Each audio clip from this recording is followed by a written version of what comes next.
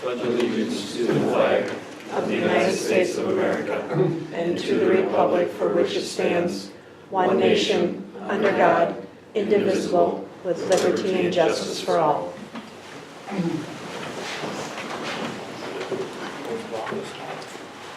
First item on the agenda is the oath of office, and we have three persons taking the oath today. Duly noted that Angie Schubert is a registered notary for the public and can conduct this oath by rule. So we do have the oath up here. Each one of you should take the time to raise your hand and say the oath, and then we've got a signature that's attested to it. Anything else we need, Angie, to start? Nope. Okay, Aaron, you want to start? Sure. Want to stand up? And I'll just read it out loud. Yeah, just read out loud. Okay. Raise your right hand All right. and go ahead. I, Aaron Dunn, having been elected on April 3rd, 2018 as a member of the school board of the Mineral Point Unified School District, but having not yet entered upon the duties thereof, hereby certify that I am a citizen of said school district and swear that I will support the Constitution of the United States and the Constitution of the State of Wisconsin, and will faithfully discharge the duties of said office to the best of my ability. So help me God. Welcome. Thank you.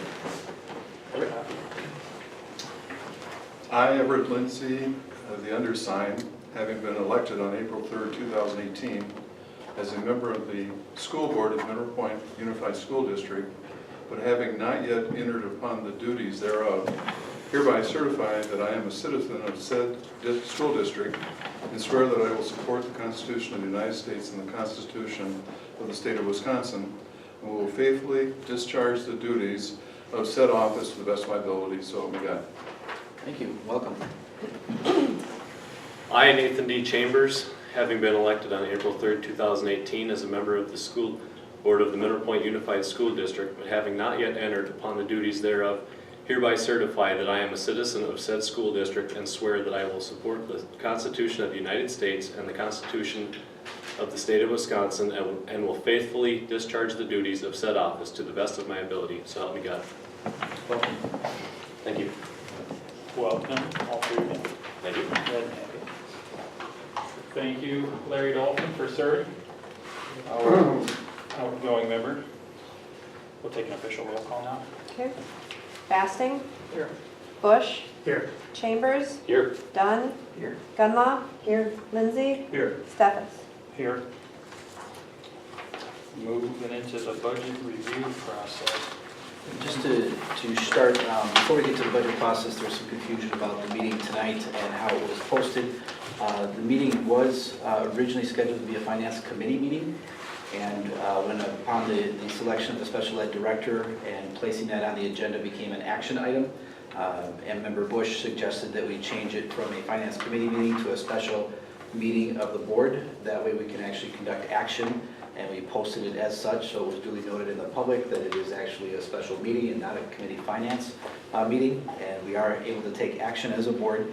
We do have a quorum, and it was an effort to be more transparent that we're not taking action underneath the header of a committee. So I apologize for any confusion. We did put out some communications to the board by email on Thursday and Friday as of such, but I understood there was some confusion walking in today. I want to make sure that the reason we changed it was so that we did have transparency with the public that we're actually taking action tonight on a few items. Okay. Any questions? Andy, you want to lead us Yeah, off? I just kind of called the finance committee meeting knowing that this would be the first day of the new members, and that we would be able to have the oath into that, and invited the old members to come give us the knowledge they have learned. So just kind of a work session was the plan, so we could dig in, ask any questions, just kind of give us a general underlying knowledge so we're all on the same page heading into the main meeting. So that's, I think, just kind of the direction we'll go, is if somebody's got a question or an issue or just wants to know something about the budget process or the school finance funding laws, just ask. If there's questions about the current budget, or if anybody has any reservations about the deficit or why it's a deficit, those let's just start working through this. I think this comparison sheet here, Andy, would be a good lead into tonight's meeting. Let Luke, you want Yeah, and I just want to back up just quickly, just to share where we're at, because we do have new board members with us tonight. Our fiscal budget actually runs July 1st to June 30th. As we go through this process, we are kind of in these last two paragraphs of our board policy, which is, right now, we are actually meeting with the Finance Committee in the month of April in effort to prepare a preliminary budget in May. That preliminary budget is something that then becomes available for public inspection, and it's the opportunity for us to continue to identify some increases and decreases to that budget in preparation for a final preliminary budget that's approved in June. What that does is allows us to carry on with operations over the summer, start to do some purchasing and preparing for school year. And the budget timeline, interesting enough, is even though we are going to be into the fiscal year, July 1, we will not actually approve the final budget until October. And that's because we will not get certain numbers that we need from the state to determine what our property values are. And our property values derive our aid, and our aid then drives some of our revenue, and our levy for that matter. So all of that will actually not get finalized until October, even though we'll be well into the school year. So that's why we need to get a preliminary budget in place. The other things that will happen later in the school year is we'll actually know our third Friday count in September, how many kids are actually here, and that's got a revenue source attached to it. We'll also find out how many kids are open enrolled in and how many kids are open enrolled out. That has a revenue source that's going to impact next fiscal year. So we cannot get to the point where we can get absolutely tight to the dollar tonight or even in June. We'll have to wait until September and even into October when the state gives us our final valuation numbers. So this will be a process. It's a work in process. As we start, I agree the summary is a great place to start, and I'll walk the board through our budget summary. And we'll allude to some pieces here, but I want to take this as slow as you want to go. There's no question that is a silly question in that we're all learning together. The full budget preliminarily is here for your inspection. There's nothing being hidden. Everything is open, and we'll maintain or continue to be transparent throughout the process. We do, and we will see shortly, we have a budget deficit at this time, and the best way to mitigate this deficit is really to team it together as a group of administrators and school board members to find the best solution for Mineral Point.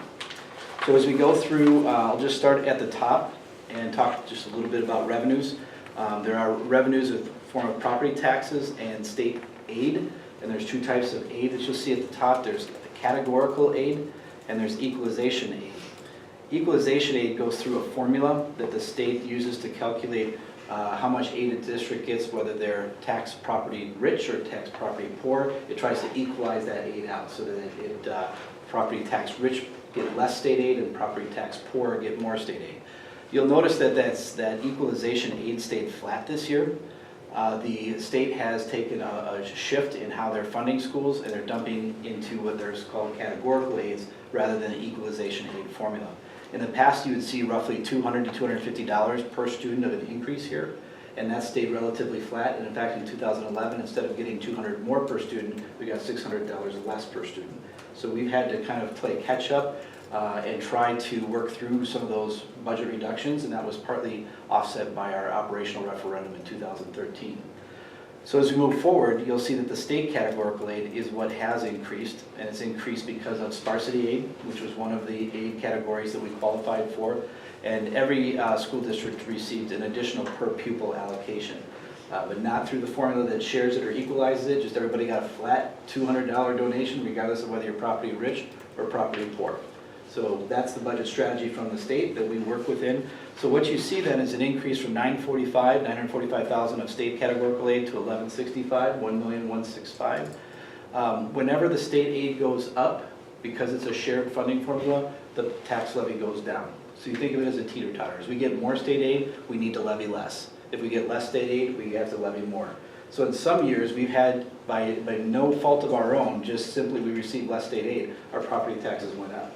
And we did nothing. We actually reduced expenditures and our property taxes still went up. So that's one of the pieces that are often a misunderstood part of the funding formula in communities is why are my taxes going up? It's really a function of the state aid. So in this case, state aid went up, our property taxes are scheduled to go down at this point. As I move down the open enrollment tuition, we'll talk about open enrollment when we get to the bottom. Federal revenue is down slightly. You'll see that as Title I at the federal level has been reduced, and that was a big part of that particular part of the budget. The other revenue makes up a lot of other miscellaneous pieces. For example, last year Tim Bauman was our O&M teacher. He was bringing in revenue to the district by offering services for other districts. And so we would collect from other districts for his services that when he was off-site. And he is no longer going to be with us next year, so we have to back his revenue out. You'll also see though that later on in the expenditure side, his expenditures are also backed out. So you'll see it in two places here. That also is a reflection of other revenue. We work with Belmont. They don't have an early childhood program, so we receive revenue from Belmont to send EC kids here. It is the Carl Perkins grant. It has our school user fees are in here. Our gate receipts are in here. It's all categorized under other. Fund 50 is representative of our food service. And you'll see that those must balance. So you'll see a revenue and an expenditure for Fund 50 that are the same above and below. The transfer from Fund 10 to Fund 27 is an annual transfer. Fund 10 is our general operating budget. Fund 27 is our special education budget. And at the end of the year, when we finish expensing all of our Fund 27 expenditures out, then we transfer from the operations budget, Fund 10, into Fund 27 to offset those expenditures. It's an accounting maneuver used across the state. It's the best way to show that revenue source of how much was actually spent for special education by making a transfer from your operational budget to offset those actual expenditures at year end. You'll see a slight decline, and that is from moving a couple of our assistants out of the operational budget and using it now through flow through to receive some grant opportunities. Any questions on the revenue side? On the expenditure side, as we move down salaries, you'll see an increase. That increase is consistent with 3%, which is what we had budgeted for and what we had shared with the board as one of our assumptions was salary increasing at 3%. The benefits increased overall at 4%. Health insurance remained flat at 0%, but there is a Wisconsin retirement contribution, disability insurance, Social Security, and dental and vision that are all wrapped up into there. So overall, a 4% increase. We still do not have all of those insurance numbers in. Our property insurance is another one that would be in there where we don't know what those increases are as of yet. And so we'll continue to fine tune those numbers as we learn more. Purchase services, those are contracted services when we contract with a hospital or we contract with an individual to provide services for the district. I'll come back to open enrollment again. The non-capital, those are instructional materials. This is a place where I've asked our principals to sharpen the pencil, and it's one of the few places where we have some discretionary funds, and they've done their best to bring these numbers down to something that is about as low as they can go, and there's still a lot more need that they weren't able to fully address. And we'll come back to this. I think there'll be a time in our discussion we talk about the non-capital, but for right now, these are what I would consider instructional materials. They're your formative assessments, they're your workbooks, they're a lot of the expenditures that just are the day-to-day stuff in the classroom. This is one of the few places where, without reducing staffing, that we can try to trim it as much as we can. And Mitch and Matt are here to kind of explain some of their pain in trying to do just that. Capital objects, you'll see, is moved up just slightly. Again, the capital is across all the districts. It's not just big capital like a boiler or a water heater. This would be any type of furniture expense, anything that's categorized as over $5,000 typically falls into this category. We did build in a $20,000 contingency, which is one of the budget assumptions that I had shared with the board we were going to put in for just that other things that came up. For example, the last meeting I reported that the cooler at the elementary school had stopped working, and we didn't have a budget for that. So we're putting in that contingency budget, which does have $10,000 for capital and $10,000 for other. You'll see insurance again re-represented. That's more property liability insurance. The other category under the expenditures, those are our debt payments. That's where you can see that category. It's also our registration and dues and fees. Any of those types of expenditures would come out of the other. Fund 50 again is food service, and then you'll see that same transfer from Fund 10 to Fund 27. It mirrors the above as a money in, money out expenditure revenue transfer. Is that state funded at all, food service? Food service is reimbursed partially by the state. Free and reduced students are given a stipend for their lunch allocation. There are two categories based on income and number of family members. Students qualify for 100% free lunch, and then the other is a reduced price for lunch. And because we're part of the National School Lunch Program, we do receive some reimbursement for that. So as you take the total revenue and the total expenditures and subtract the two, you'll see that we are at a minus 345, 361. I'll go in just a little more detail on property taxes and open enrollment. But right now, this is the first very preliminary budget here. We're really early in the game, so I want you to understand that we've got a lot of things that need to come into this equation yet to help us mitigate this. But we also have a real number that we need to look at and start to work with and try to bring that into alignment. And start to have some larger strategy conversations about how we want to mitigate that budget deficit. I think another piece that's interesting about this is we walked into this fiscal year, we had a $140,000 shortfall, and the board discussed that. We discussed carrying that shortfall forward, and the board suggested that we actually balance the budget and take that out. So any of the frills for this year, and if there were any type of place, again, that we could sharpen the pencil, we did that this year. And when I say frills, there's no contingency monies here. We budget for things like workers' compensation claims. We budget things for attorney fees. We budget things for catastrophic claims, disability claims, those kinds of things that may come through. And if they do, we have to have a budget for that. So we are really at bare bones minimum. So if we were to have a major lawsuit, or we were to have a large workers' compensation claim, we would be probably upside down in a hurry right now. And that's part of the risk that we take with balancing a budget. As we roll that $140,000 forward again, it reproduces itself in the second year. So really you have the 140 from last year, that's kind of a structural deficit that we kind of moved around to balance the budget, reproduces itself again this year with another approximately 150 as we're about where we're at with the 300,000. So you can see that we're going to have a structural deficit going forward every year.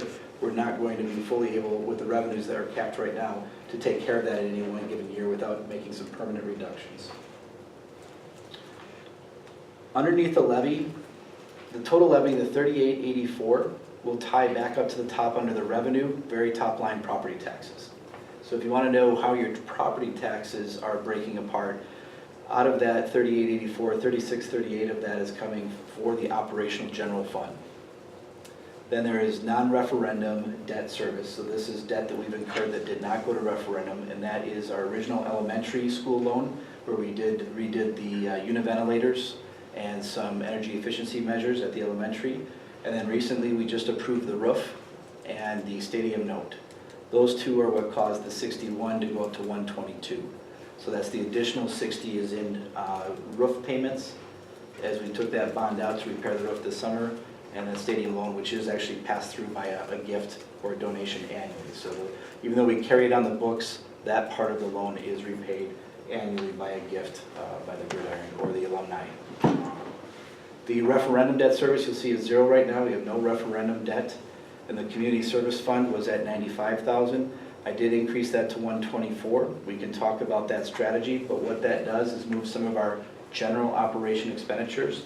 For instance, I'll take Bill Ottaway, his salary as a police liaison officer was partially in Fund 10. Half of that was being expensed out of operations, and half of that was being expensed out of community service fund. I'm proposing to move that entire salary under Community Service Fund, Fund 80. That allows us to open up some Fund 10 operation dollars to backfill with some of the needs we have in classrooms. So again, it's a strategy. It is a levy that is above the revenue cap. So that additional 95 to 124 would be added to the levy and allow us to have a little more flexibility in our operations. And we'll go through specifically what those suggested changes are. The last area that I'll just share is the open enrollment. Last year, per student, we got $6,838 for a regular ed student that comes into our district, open enrolls in. And if they open enroll out, we pay the district they go to $6,838. Every year they realize that costs increase, and so they move that number up to $7,372 next year. So we do have more revenue per open enrollment in, but we also have to pay more as they go out. The other part that is not labeled from last year, but is this year, the special education number is $12,424. That's the number if we open enroll in or out a special ed student. So it's a little different because usually they have higher cost needs associated with their services. Last year, if you were to take the 6838 and just multiply it by the 43 kids out, that does not equal the number of above because it doesn't take into consideration special ed. It's not just a quick multiplier there. I don't want to get too far in the weeds, but I tried to take last year's overall numbers and try to parse it down and get tight for you this year. What I can tell you right now is that the 38 and the 5 still add up to 43. We have 38 students that are going out that are regular education students. We have 5 that are going out that are special education students. So we can do that math. And right now, as of our January count, we have 69 students coming in and that are regular ed and 10 students that are special ed, so that's 79. That's obviously less than the 85, so we already have a little bit less revenue coming in. Now this will change again next year in the fall. There's usually a big balloon and everybody kind of figures out where they want to go, and then it settles back in by January as to where they finally end up in which district and why.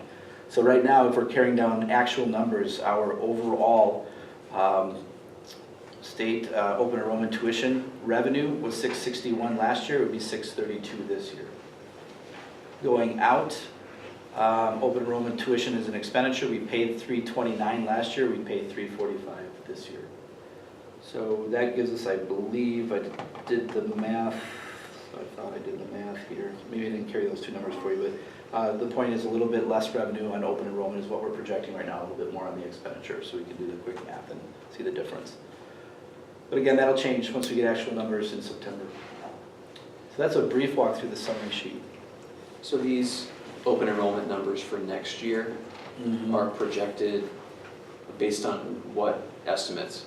We have always just projected flat, no change. Okay. That the number of kids we have or the number of kids we have, and then if we lose a couple seniors, we might pick up a couple new freshmen that are coming in. Right. So we've always budgeted flat, and every year up to this point, those projections have been underrepresented of what actually happens. Every year there's more that open enroll in and less that go out than what we thought. But at some point you have to reach a capacity or threshold where it just starts to flatline a little bit. So one of the reports I could run is our history of open enrollment over time. But at some point, there's only so many school districts around us with only so many kids that may or may not choose to come in. So I don't know where that threshold is or when it's just going to start to flatten a little bit, but so far every year it's been in our favor overall. Okay. So when we went to the budget, to your question, when we went to the budget, we just went with a flat. We're going to stay at 43 and stay at 85. But then when we started to really parse that down in January, we were already down 10. So we could bump that back up to 85 and budget that way as an assumption. But we're trying to get as close to reality as we can in this scenario. Okay, so the start of second semester, our open enrollment numbers were down compared to first start of the school year? Correct, yeah. Okay. Yeah. So you're just reflecting maybe that Just trend? reflecting that trend, right. The out stayed the same from September to January, but the in did drop by 6 students. Okay. And that could be just because of a change of address. They now live here Uh-huh. versus, That's a good point. And that wouldn't get necessarily reflected in this report, but if they, you're right, they were open enrolling in until they got a house, and then they moved here, they would come out as an open enrollment, but now they've so been it part of our doesn't mean the residence. child is not here in school, it's just their address is different. Good point. Then we'd also get extra money. We would, yeah. We would get aided on that. Again, each pupil gets, let's just say the number is roughly $10,000 per pupil that we would receive from the state, but it's on a 3-year average. So if you have a high enrollment one year and a low the other, you don't get really hit with these swings left and right. They try to smooth it out over a 3-year average. So even if we did get a new student, we're really only able to capture 1/3 of that revenue in the first year, 2/3 in the second year, and we get the full amount of that revenue in the third and final year when that's averaged out over those 3 years. Did you tell us what you're basing the full-time enrollment on? Was it 700? Yeah, 7, our enrollment number, 724, is that what we were Comes to working with? mind. Did we go off the September count? What's Yeah, we that? would have gone with our, not necessarily the third Friday count, but the average of the revenue we would get. So for FTE purposes, we are using 680 in 16, 670 in 17, and 670 in 18, and that averages out to 673. Those are full-time equivalency numbers. And again, to try to help bring some clarity to that, an early childhood student is only counted as 4/10 of a regular student, because they're only here part of a day. So if you take those 42 ECs and multiply that by 0.4, it really brings that 42 number down less than half. So that's where we start to see, they're not butts in seats, is how we sometimes talk about it. When they talk about state aid, they talk about how many full-time equivalent students would you have if you put all these 0.4s together. How many kids would that add up to be, along with our regular ed students that are in the district. So the number that we use for actual state aid in the equalized age formula is 673.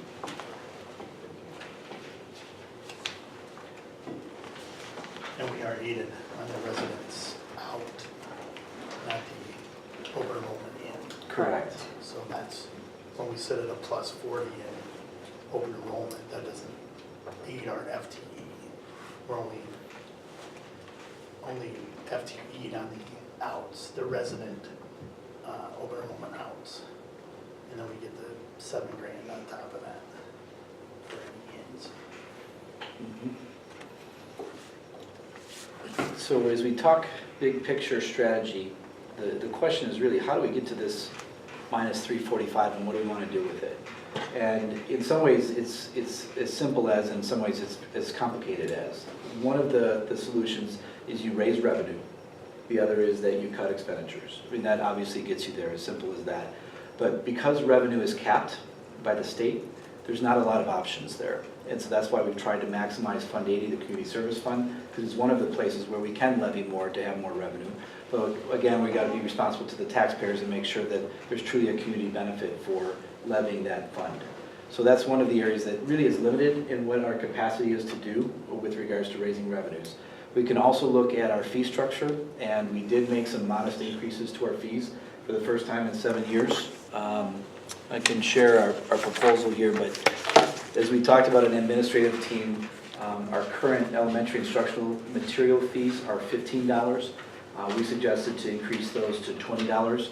We realize the actual cost that we have for students to use our consumables, workbooks, and forming assessments and so forth is more around $28 is the actual cost. Again, providing it right now at $15 per student and then up to $20. Matt? And then the 28 is just math.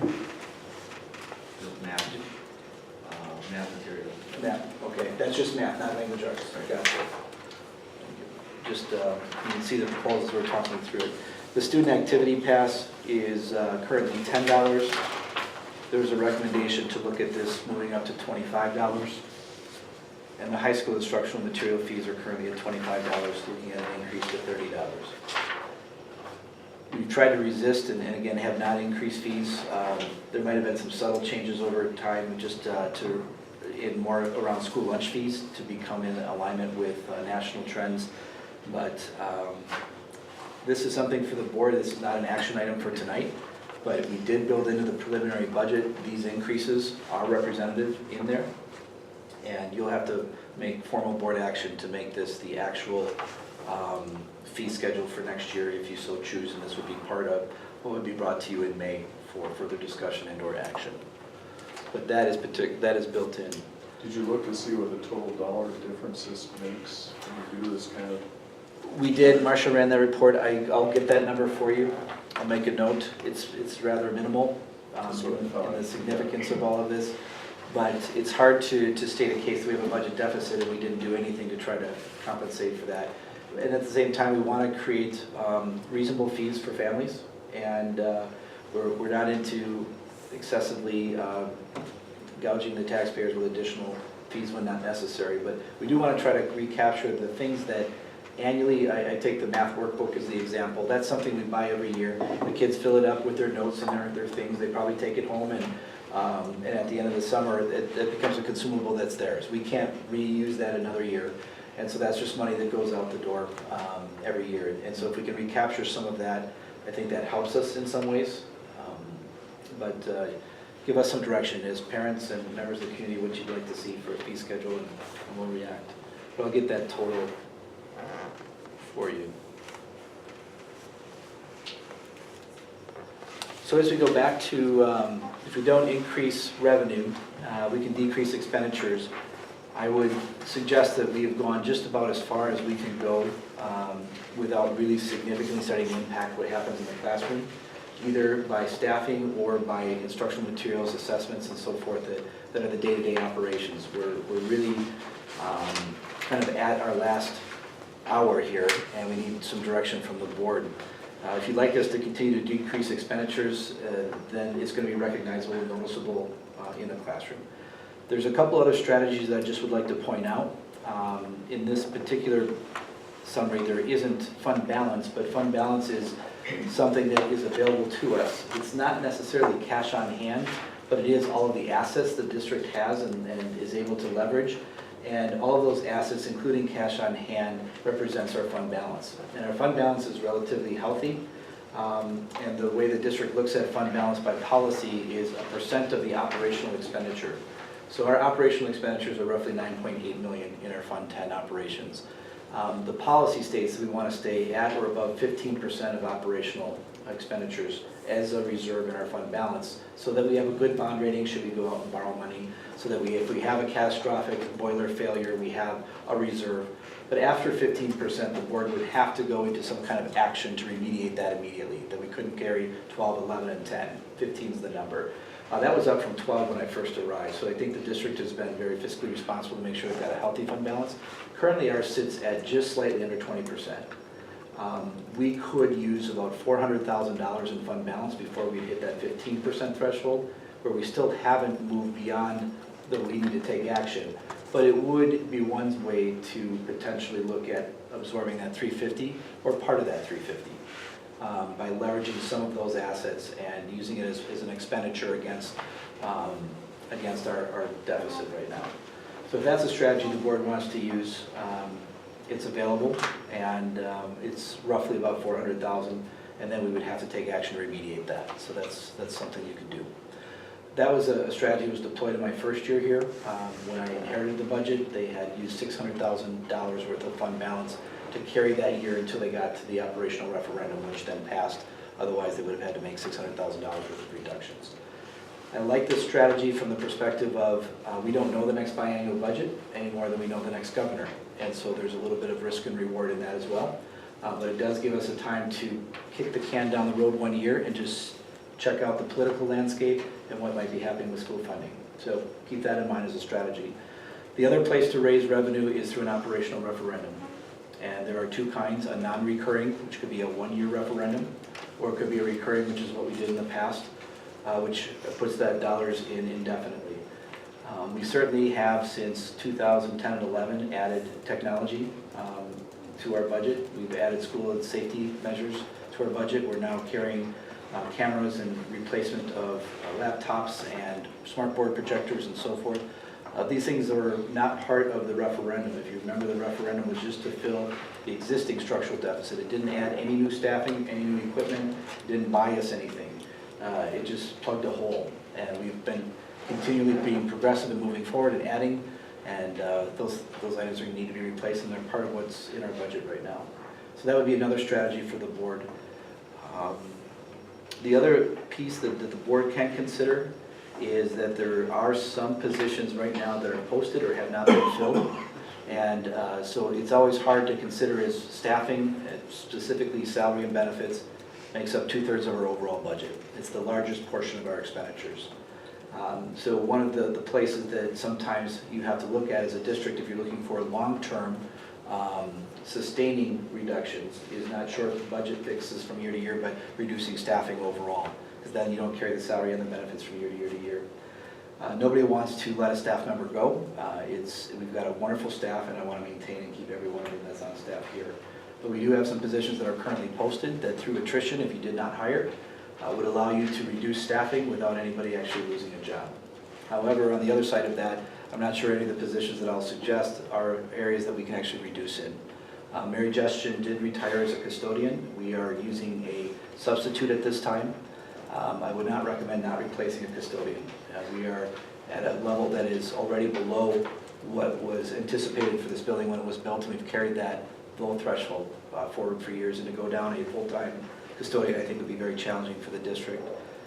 We have before you tonight a director of pupil services and a school psychologist will be following shortly. Both of those are required positions in the district in order to correctly assess and deliver special education services, gifted and talented services, and so forth. The middle school special education teacher, I will post after this meeting tonight if I get an indication from this group that yes, we are going to need to replace our middle school teacher, or if not through attrition, then we don't post. But I cannot imagine the caseloads that we're currently working with in the middle school being transferred to just the one teacher that's there. It's a need that I just can't recommend we move forward without. And the last is we did have a 5th grade retirement. The board had acted on a reduction in force in the month of March, and at that time gave us an indication that they did not want to reduce the FTE at the elementary school, so we would recommend rehiring that position as well. So those are some strategies that you have before you. I will stop in just 2 more minutes, and then I'll let the board take over the majority of the meeting going forward. Just a question, you Yeah. mentioned everything but reducing expenses. Is that as tight as you can get your reduction of expenses? Yeah, it is, and I'm glad you asked. Can we go further? Yes, we can go further, but it really will impact the classroom. It will impact some things that become a little more visible. These are the places we've been able to sharpen the pencil. I wonder, can those be given priorities? You know, like this would really hurt us if we eliminate this, would have minimal impact? I mean, Yeah. is there some way to look at it that way? There is an exercise that we could go through as a team to try to prioritize all of our competing needs and interests. One reduction that we did make is in speech and language. We had a 40% position that we shared with Iowa Grant. We're recommending that we reduce that to 20%. Our caseload in special education, speech and language, we've graduated a few students. They'll be moving or graduating out of the program in need, so we did make a reduction there. Beyond that, I want to give Matt and Mitch a chance to just kind of share the landscape, because the idea is can we cut a few more things out of the budget. Kind of share the process and what you started with for some numbers, what I gave you for reductions and where you're at currently.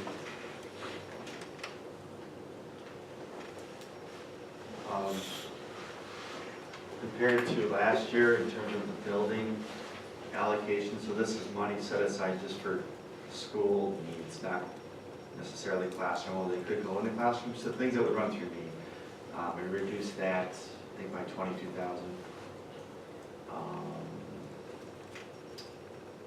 I haven't, I guess, shared back the request from teachers, but we did have to pare that down quite a bit. In terms, especially around the furniture types of needs, if there's any request for that. With the idea that maybe down the road there would be a referendum for those kinds of facility types of improvements. I haven't shared that with the staff yet, but kind of wanted to get feedback from the workshop today. So yeah, we probably reduced it, let's say, at least $30,000, $35,000.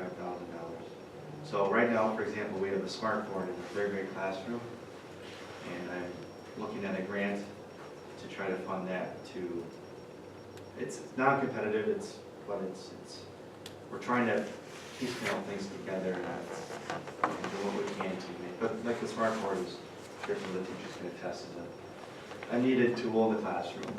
So it's just, we're kind of down to that point where we're Writing grants for. I don't know what's more priority than the other. At the high school level, I believe our budget request for our budget from a year ago was around 200,000. On the budget request submitted prior to my working on it, had already come in at about a 10% reduction. And then given the budget numbers for instructional budgets from Luke, I had a long ways to go to get the high school budget down to dollars given. I was able to cut about $70,000 out of that, and some of those things were some big. You go to the big ticket items, you know, band needs, can you limp along one more year with this rented instrument from Ward Brott? So I was able to cut some of those requests out. Some things I'm trying to purchase yet out of any kind of budget money that is available this year. So I'm trying to pre-purchase things that are possible. Some items, you just can't do that. We're also in a little bit of a pinch because we host the SWAL math competition this year. Normally my math teachers put in about $100, maybe $150 in requests from one year to the next. Well, this coming year, it's more because we host, so we have to prepare the tests. We host all the schools that are coming. We also host the SWAL Leadership Conference, and typically you get a speaker that comes in. The rest of the schools in the conference will pay a small amount of money towards that, but usually it doesn't cover the total cost, so the host school is on the hook for the remainder. So I don't know who that person is yet. I've extended an invitation. I'm waiting to hear back to see if that is possible. We also have more expenses in the area of students taking classes through UW-Platteville, Southwest Tech, UW-Oshkosh, any of the college kickstart or early college credit programs are costing school districts money. Now, some of that, according to the state, will be reimbursed, but if every school district in the state is asking that money, we're not going to get a dollar for dollar.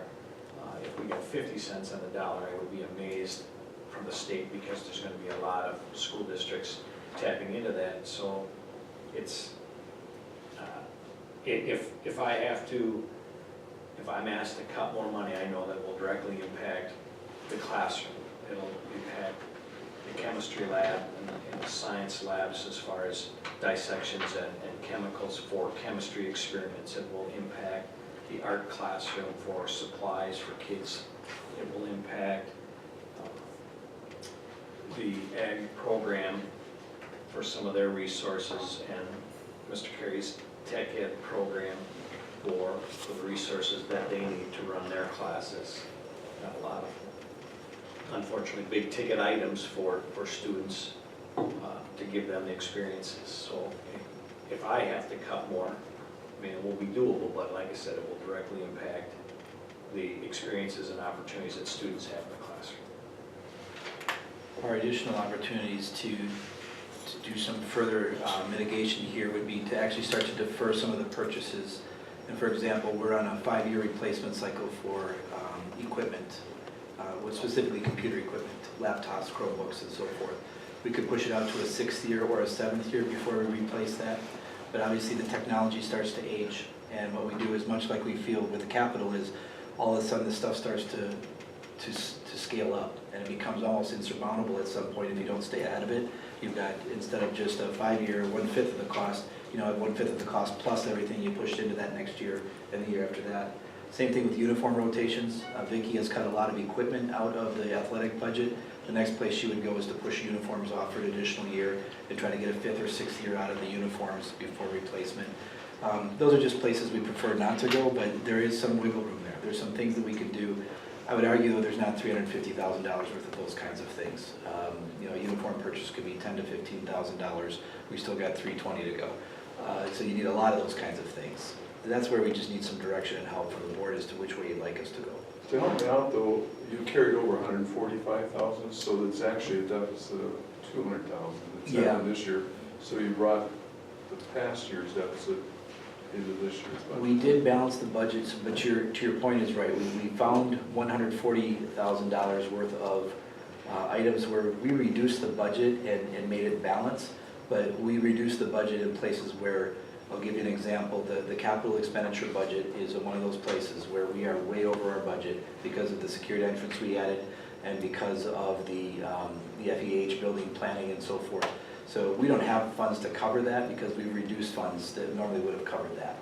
So it was an effort to do just as the board asked. We trimmed everywhere we could trim and then just crossed the fingers. But the door did go forward and the board approved it and we paid for that.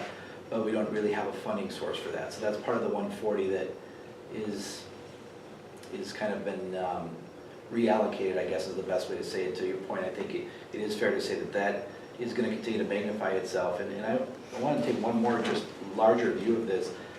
The district and the board have done nothing wrong over time. This is across every school across the state. And it was the same problem that I inherited from my predecessor, is that if you look at our revenues for this year, we have less revenue this year than we had last year. But every one of our utility bills are going to go up. Every one of our transportation costs are going to cost more. The food service will definitely go up because food just costs more every year. Those kinds of things. Fuel is another one that we can't control these kinds of things. As those expenditures continue to creep underneath a capped revenue or even less revenue based on student enrollment counts, we simply just can't keep up pace, and so it continues to creep. And we've done a really good job of I think, financially keeping our costs down. There was a report that I shared with the board. It might be timely. With regards to the state average for student expenditures, $14,014 is the state average of how much expenditures are per student per year. We are just slightly above that average at $14,400. But the other part that you'll see in this chart that's coming around is not only are we just slightly above the average, so the first thing is at that average line you want to be, preferably want to be below it, right? But we're just slightly above it. And there are 6 districts that are actually above us in CESA 3 that are spending more per student than we are. But the other part that is, I think, even more telling is the left to right. The further right you are, the better you are doing academically on the state report card. And you can see that we put quite a bit of distance between us and all the other CESA 3 schools. So yes, we are slightly above the state average in expenditure, but we've also been able to show really good performance for that investment. So we don't want to necessarily try to reduce, in my mind, significantly if we want to continue to maintain that high performance. So yes, can we try to bring that a little bit closer to the line and even get underneath it? That would be my goal too. But for the value that we are investing, I think we're seeing some amazing results. I'd like to see that continue. So, sorry, So that's okay, go ahead. it's actually to follow up on Ev's point. So is this 345 deficit on an approximately a 150, 170 structural deficit for this year? Carried into next year. And then with the previous year's deficit carried forward, so it's really an accruing deficit Yes. over 2 years rather than saying Yes. our deficit was only this and now it's doubled. Correct. Why is that? But it's Correct. really fairly similar deficits that are, You're cumulative. exactly right, yep. okay. And that continual slip will happen until such point where the community says, we are $1 million upside down, and we need to go to recurring referendum just to plug this hole. So that's one strategy, and that's exactly what happened in your previous. You had a couple short-term fixes with non-recurring referendums for 4,000 or 6,000 that took it away, but when that 4,000 went away or the 6,000 went away, the deficit came right back again. And so we would have done that continuously, leapfrogging ahead for a few years at a time, but the community said, let's fix this once and for all. So this potential creep will continue to happen until we get to a threshold where we just can't handle it anymore and we have to do something. Some strategies in Richland Center, I believe, is the school district, every 3 years they went for 300,000 to correct instead of waiting for 9 years and go for $1 million. It's just easier to sell 300 chunks in a shorter interval of time maybe than a $1 million referendum every 10 years. But to that point, we'll continue to do wherever the board gives us that direction. But we're at that crossroads where we need to start to think more strategically. How are we going to handle these creeps as they continue to go forward? And what are we going to do in the short term, this next budget year? And what are we going to do in the long term as we start to think about how to plan this and phase this so that we have a longer term solution, whether that be reducing expenditures permanently through staffing or be looking at adding revenues permanently or other. Those are the real questions before us. And again, the other unknown in this is the biannual budget. I've seen swing from right to left more than I've seen in any decade. I just don't know what the next 2 years are going to look like for schools and revenue. And I will tell you that based on our applied population lab report that our enrollment's going to stay relatively flat. So we're not going to see volatile swings of declining enrollment that's going to cause us to be upside down. It's going to be simply the continually increasing costs of things with a finite amount of revenue. I have a question. Is the technology budget the same as last year, or is it? It is, yeah. So roughly. My question is then, have we considered not, this is one of my issues. An iPad in a kindergarten's hand, all of them, is that still a goal to get? We what we had in last year's budget was a plan for that. I think the end solution was to put a kindergarten, classroom and share it between K-1 and 2, I believe is the solution we went with last year. So they are moving that cart between classrooms. Matt, can you tell me how that actually shook out? Like where the iPads are being used in the primary grades? I think it varies. On need and who needs it that week? Yeah, so every day is maybe a little bit different based on a project. I do know they're being utilized for a variety of instructional uses. Sometimes they're more project types of things, sometimes they're more centers. It just depends on the teachers. I don't know if you could speak to that, Daniel. I know kindergarten does not use the cart. They have X amount per room. And I think it's first and second grade that Yeah. uses the cart. Right. We had in requests for technology, $400,000 worth of requests. And we cut that to $200,000, which is similar to what we've had last year.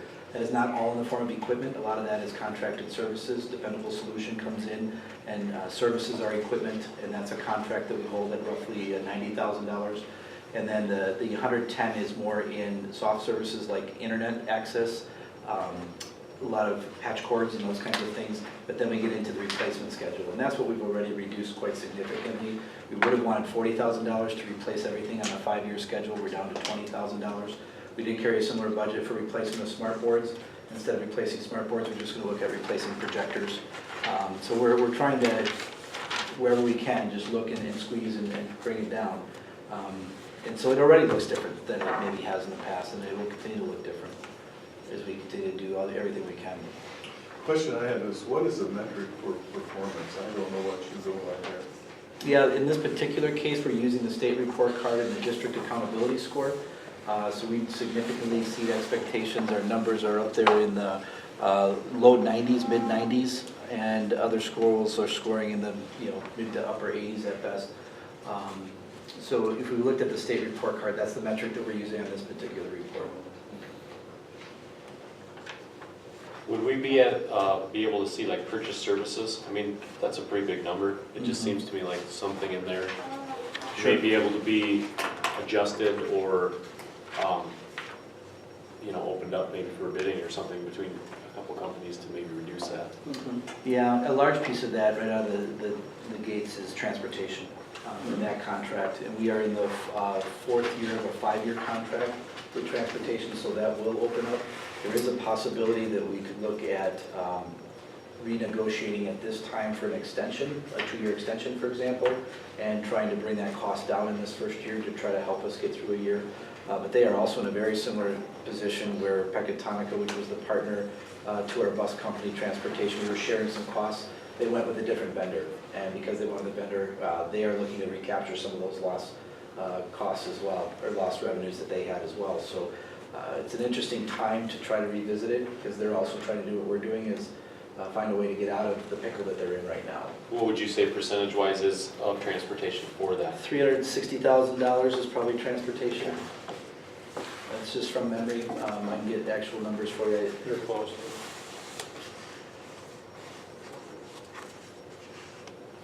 Yeah. What else is it, purchase services?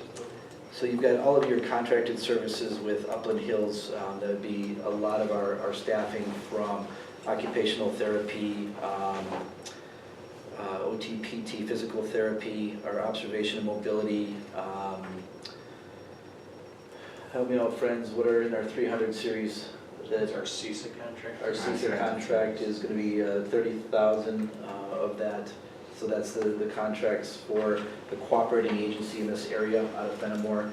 We can get better pricing when we share those services with other schools, so that's 30,000 there. We can actually run a report by the 300 series, which is basically all purchase services, and just kind of look at those line item by line item. Okay. So to your point, we can I'll parse it out a lot easier than trying to... Yeah, no, absolutely. Yeah, that would be Dependable Solutions, is that not? that would be, yeah, it would be in the 300 series, yeah, Dependable Solutions, so that's going to be 90,000 of that. So I will make a note to... I think I can find that too myself, can I? You probably I believe I've looked could. through it If you before. were to take, did I give you a PDF or a CSV file? If not, I'll give you the Excel file, and we can sort it by object, which is the 300 series, and we can do that exercise tonight if you want.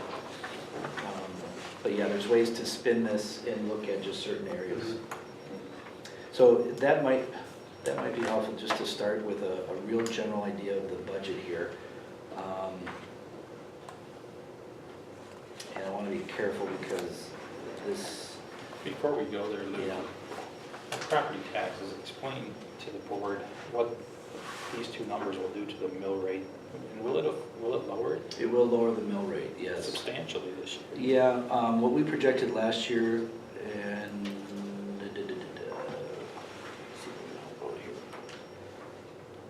Let me get this bigger.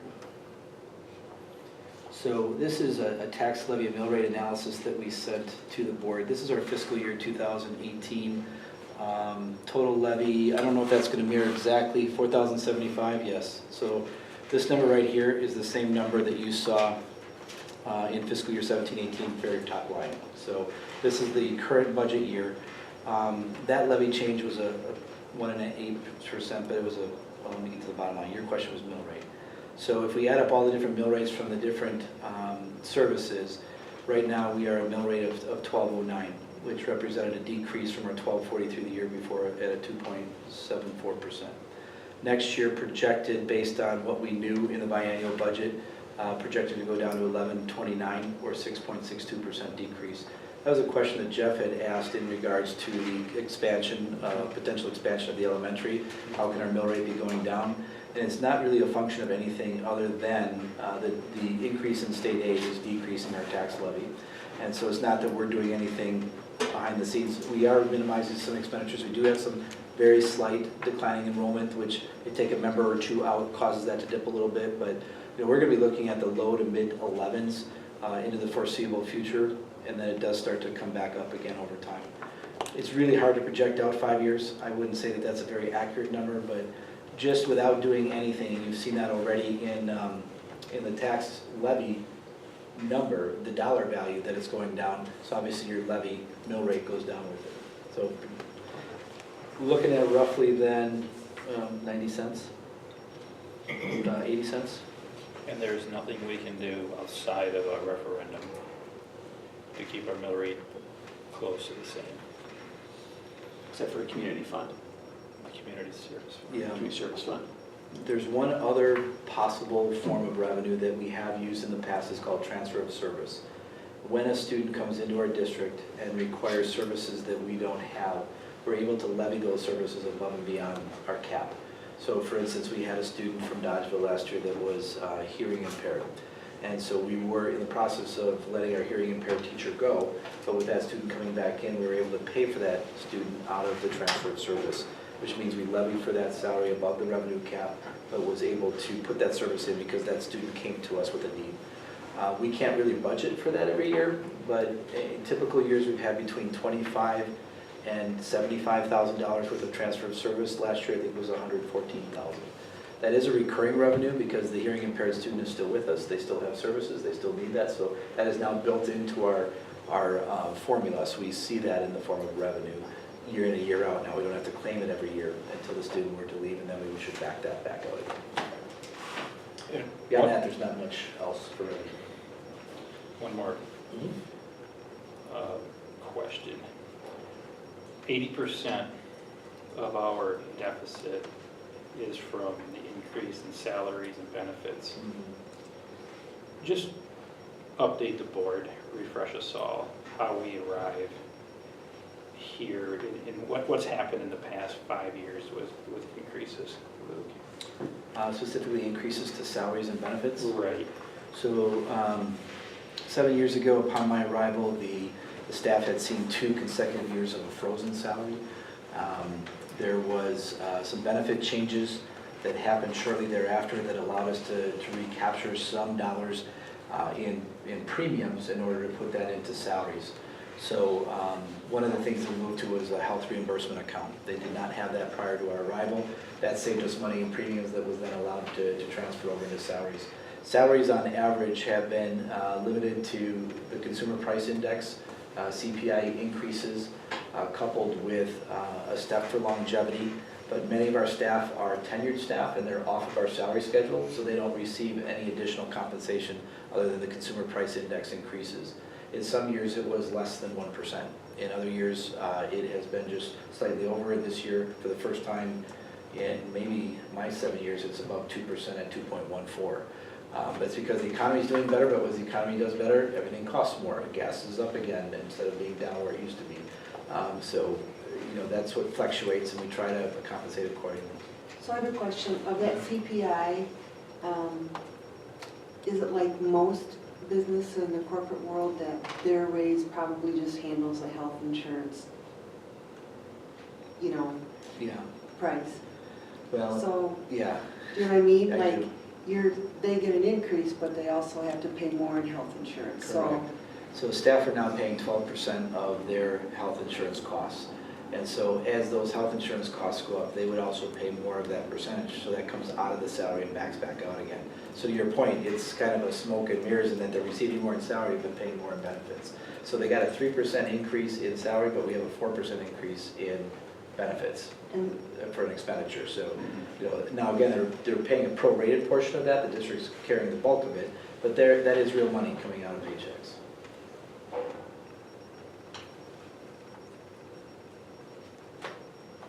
Benefits, Lee? We've been very fortunate in benefits for the past 4 years. We've had 3 out of the 4 years with a 0% increase in health insurance, and 1 year was sub 2%. We attribute that to an extremely healthy district. We are an outlier beyond all outliers, but what I would tell you as a former math teacher is that all good things come to an end. And when you need to be adjusted back toward the median or the middle of where everybody else is at, there is a large increase looming. So much so I've even inquired about, hey, I know we could be looking at 6 on the low end and a 12% increase on a high end. And there are many districts that are seeing double-digit increases, and that's part of their claims process. And one catastrophic claim for us could really change our mod factor. I would rather look at trying to smooth that out and build in a built-in increase of 3% every year for 4 years than get hit with a 12 in any given year, where that would put us upside down in a hurry. That also is risky because you just, you don't know when that 12% is going to hit, and you could be paying 3% when you didn't really have to. This is a year that I'm not sure we can build in a 3% increase to your program. We're really trying to reduce as it is. So it's a really tough situation. There are some other possibilities that we've been investigating around health insurance and looking at health savings accounts. That would also have a further reduction in premium for us, but we have to become better consumers then of our own health insurance. There's a lot of education that goes around that, and we're just at the infancy of trying to understand what that would look like in Mineral Point. But down the road, if we hit that 12%, that might be the time to really look at trying to get into a higher deductible plan that would allow us to do some additional savings. So does the 4% reflect a projection of an increase or an actual increase? That's a projection. Projection. Yeah, our property insurance, liability insurance, workers' compensation insurance are not in yet. Dental and vision are not in yet. We do know our retirement increase for Wisconsin retirement system. We do know FICA, but there's a couple unknowns there. So to that point, it could be better. It could be 300 the next time we meet in May. It could be 400. Sure. That's budget. That's why it's a preliminary budget before it becomes preliminary. So going back to the process again, and maybe starting where I began with is, this is really early. I mean, in May is when we put out our first look at the preliminary budget. We have a whole other month where we'll come back and try to lock that down to the best of our ability in June. This is, again, an opportunity that if you could give us some direction on just some of those bigger questions. For instance, we have those postings that we talked about. We're anticipating going forward and hiring all of those positions, and all of those positions are built into the current budget that you're looking at. So if we put in a school psychologist, that is already built into this budget. But if you don't want to hire back a 5th grade teacher, you don't want to hire back a custodian or something, that's something we really need to know now because we're trying to plan for that for next year. how many positions are there? We have the custodian, and we put the school psych and people services together as one, the middle school teacher, and the 5th grade teacher retirement, so 4 positions, over 5 people. One of those is actually an increase to 2. Correct, yeah, 4 We have positions to with 5 hire people. Yeah. Say it again. We have to hire a director of people services and a psychologist, Yeah. where one person did both prior, so we're seeing an increase there. Do you have any other contingencies built into the budget besides that? You mentioned a $20,000, Yeah. half of which is for capital expenses. Do you have any other contingencies? No, Built in. that is the only contingency we have. As you look through the line item by line item budget, you can see where we're carrying numbers over. There's no real built-in fluff in that, and you can see the actual expenditures for year-to-date. There really isn't a lot of extra built into that. We try to budget pretty tight, give us a little bit of wiggle room from year to year. As we get a really cold winter, the heat's up. Get a really mild winter, the heat's down. But overall, we look at 3-year averages and try to budget accordingly. But no other contingency built in other than that 20,000. So I would say yes, that could come out. I mean, we haven't carried a contingency in the past, but I also don't think that's smart budgeting, and that's why it was put in for the very reason this year where we had some things that just pop up. Who was the middle school person? The middle school person was Bethany Payne. She left. Oh, yeah, yep. So we still have to And replace that's- that position. Correct. That's exclusively special ed, or is That it? is, yeah, special Okay. education teacher, yeah. So We do would you- recommend rehiring all of those positions. Right. We are not in a position to recommend. I mean, we could reduce, I mean, if we had to, that's just part of the strategy is, do you want to maintain our services as they are now and continue to work through other strategies? Or is this a time where you want us to tighten up the belt and say we need to start reducing our staffing because we're going to have some challenges ahead of us for years to come? That's the direction the board kind of sets for us, and then we step back and look at, okay, what positions and where and how would we fill that? Not a recommendation, but we do have a new board, and they may have some ideas on how they want to see us move forward. Did you use kind of a mid-level estimate when budgeting for those positions? Yeah, so a teacher who would traditionally look at about $42,000 in salary. A instructional assistant can range, depending on if it's a clerical, a custodian, or an instructional assistant, but roughly 18 to 22. And I think those are the positions, a little bit higher on the school psych because they have a specialty degree in order to become that. So I think we're carrying a number more like 48 instead of 42 in the budget. We do have benefits built in there as well. We're actually at 5 positions, not 4, because you're taking Dixon's into 2.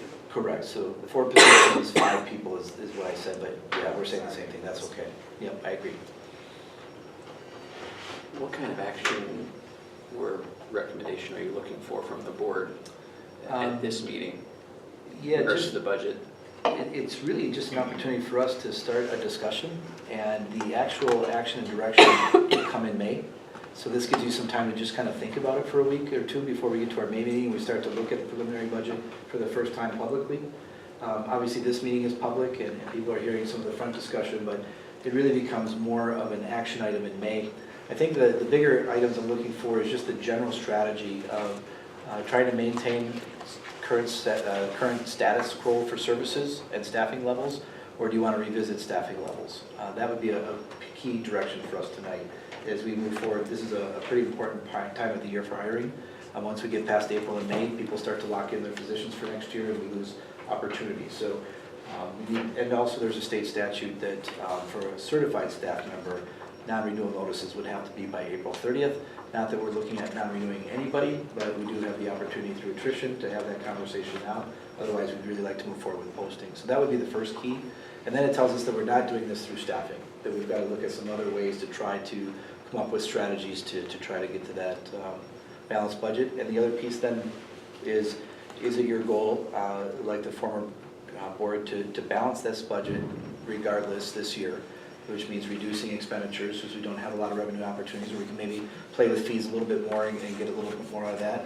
Or is it a fund balance strategy, or is it a referendum strategy? That would be a bigger conversation over time, but giving us some direction, I guess, is what we're looking for. When you say recommendations on staffing, do you mean absent of the positions posted? You just mean for non-renewals of current staff, correct? So we're not, yeah. Let me be clear about the positions that we have that are either not filled right now. Can we go ahead and fill those? Are you comfortable with that? Through attrition, do you want us to be looking at that more closely, or can we go forward and fill those positions and post them? Some are already posted. We have one recommendation to fill tonight, and we'll continue to fill and bring candidates forward for your approval if you're saying yes, that's what we want to see. If you're saying no, through attrition, we want to reduce, this would be a good time to know that. Do you think it's possible to balance this budget without adjusting staffing?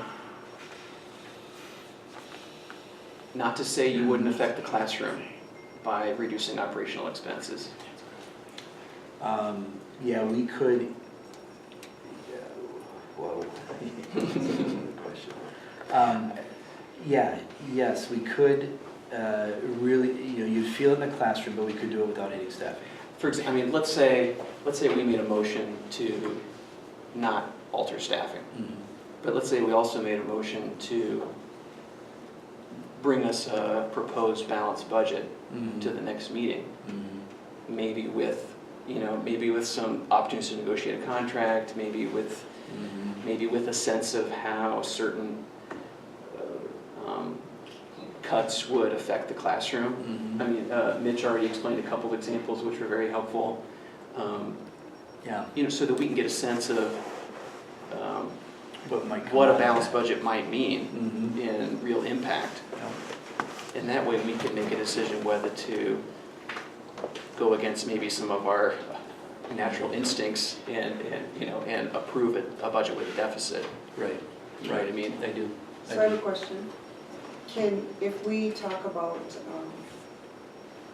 salaries, administrative salaries, is that discussion in closed session? Normally it is, yeah, Okay. we talk about performance and compensation, so that would be a possibility. Can we talk about it collectively, if it's a solution for the budget?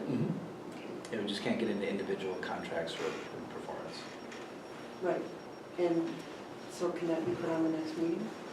Yeah, we do have a closed session tonight to get into a couple of the administrative contracts. So there would be an opportunity to have discussion around those specifically and/or strategies related. There is a provision in every administrator's contract that you can't offer a contract for less than the previous contract. And that's part of also embedded in state statute. So strategically, you want to think about how to do that over time. And it would probably, if that's the strategy, you'd probably look at ending a contract and then re-offering a contract. So letting one expire after 2 years and then bringing a contract back at a lesser amount. I'm not sure if we can actually do that. I don't know. I'll have to look at that. You sent, You can? Yeah, I did it in my last district. Okay. you sent us out a graph of teachers, the students per teacher. And can you bring that up for us, Luke? It was maybe a couple of weeks ago. And the only reason I bring this up, I don't want to go back to the elementary teacher reduction in force vote in March, but we have new information. We're faced with a sizable budget deficit, and I think it's the responsibility of the board to take a look at every option. There you go. I have another question. Mitch, you said about the cost of the university classes for high schoolers, those extra classes. Are we required to provide those for students? Is there a cap on that? I think we've had this discussion before. Are we legally bound to provide that? It is in state statute that you would set up this program. We had youth options was the program that was there, and now it's changed to the early college credit program, or I'll just call it the college kickstart. I know that's not the right term for the schooling if you're going through a technical college, but you set it up based on whether or not the student is getting just college credit, are they getting a high school credit. So in other words, if we offer a class that you could say is similar, then we would not have to pay for that class. If somebody wanted physics and it's very similar to the physics class we offer, they can take it at Platteville or wherever, but we wouldn't have to pay for that because we offer the same class. So if we don't offer what they're asking for, we are obligated to pay for that, is that correct? And the board approves that. The board would approve whether or not we would have that happen. So Was my question answered? What, is there a cap to how many students can enroll in a certain class or? The school board can set that if they so choose. Currently, there is no cap, is that correct? And how much was that cost, Lou, or did you- Through, I would say, on average, it's about $500 per pupil. So a student taking a 3-credit class at Platteville, we pay $500 for that. And how many kids? This year, it is, I believe, 23. And they can only enroll in classes offered through the College Kickstart program? Your relationship with Platteville and Southwest Tech and? Yes.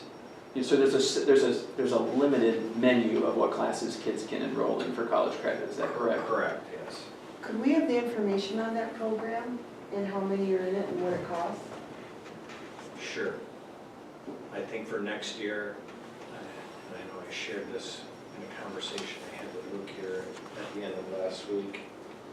I want to say, and there might be several students that are doubling up, but we're looking at offering through the Boost Consortium a speech class and an intro to psych through Southwest Tech. And I believe there are a combined 23 seats that we're asking for, or student interest in. And then there were 22 that showed interest in the literature class through UW Platteville. That class has a ACT score prerequisite, so that number might change based on how this current year's juniors do on their ACT exam. So I'm sorry, did you say we are required to pay that $500? Because that's considerably lower than if they went and took the classes there, correct? Absolutely. So it's almost like if you were able to negotiate that down to $500, I guess my question is, as a parent, if my kid was taking that course, I feel like I should be the one paying that $500. And that's the one where I said the state is trying to, here's this pool of money to reimburse schools for doing that. So Right. the actual cost. But if everybody does it, it's not going to Right, cover everything. that's where I said if we got 50 cents on the dollar, I'd be amazed by that, but that requirement or that cost could change depending on what the state, how the state can reimburse us for that.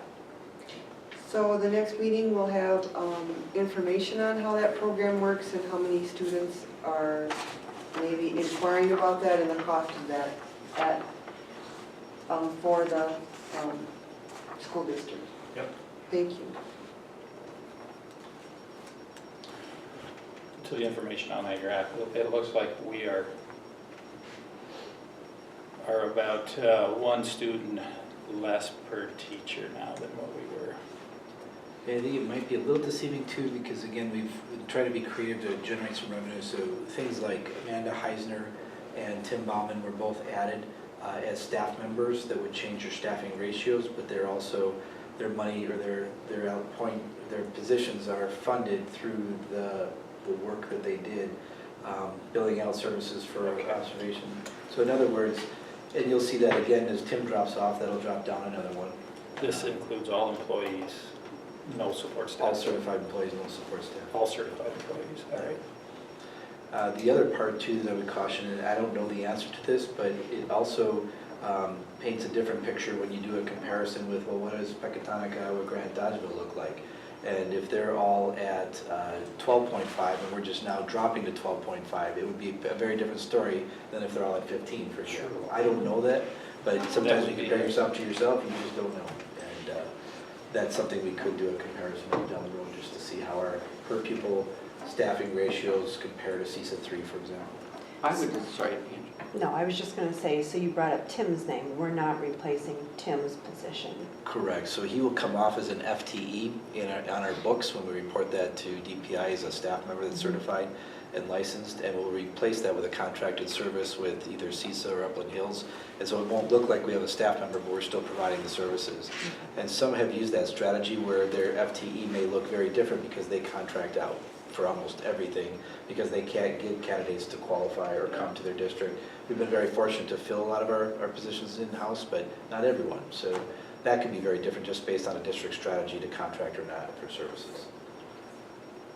Luke, does the budget change at all if we are awarded the charter startup grant? Not the budget itself, well, there would be some opportunities to deflect some expenditures Some of the because they're grant expenditures. funded. So it would come in as a revenue, but it would also go out as an expenditure. What that allows us to do then is move some of the existing needs into that hole that was left. So overall, you'll see money in, money out as a revenue and an expense. So it's not going to change the budget bottom line, but it will allow us to backfill in again with some things that are needs that Mitch and or Matt identified that currently can't get into the budget. So we would use that for, Potentially, or a budget reduction method, we just pull that out of the budget and don't fill it. So that'd be a question for the board when we get to that point. I don't know the timing of that, but I do think it's soon. I'll look at the grant awarding timeline.